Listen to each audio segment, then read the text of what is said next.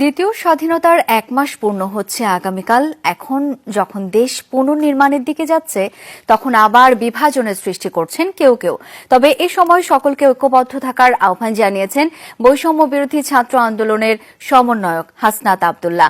দুপুরে টিএসসিতে পরবর্তী কার্যক্রম ও রূপরেখা নিয়ে ব্রিফিং করেন বৈষম্য বিরোধী ছাত্র আন্দোলনের সমন্বয়ক হাসনাত আব্দুল্লাহ ও সার্জিস আলম। এ সময় আওয়ামী লীগ তাদের শাসন ব্যবস্থায় জনগণের উপর মনস্তাত্ত্বিক প্রভাব বিস্তার করেছে বলেও জানান তারা।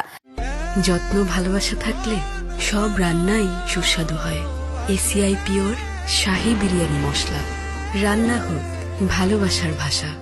বলেন, আগামীকাল দ্বিতীয় স্বাধীনতার ১ মাস পূর্ণ হবে শহীদদের স্মরণে, তাই আগামীকাল সারা বাংলাদেশে শহীদী মার্চ কর্মসূচি পালন করা হবে বলেও জানান তারা। ৬ সেপ্টেম্বর থেকে বিভাগীয় সফর শুরু হবে বলেও জানান তারা। বলেন, বিভাগীয় ও জেলা সফরে সবার কথা শোনা হবে এবং সুনির্দিষ্ট দিক নির্দেশনা দেওয়া হবে। সমন্বয়করা জানান, সরকারি হিসেবে আন্দোলনে মোট নিহতের সংখ্যা ৬১৭ জন, আহত হয়েছেন ১৭,৯২৬ জন।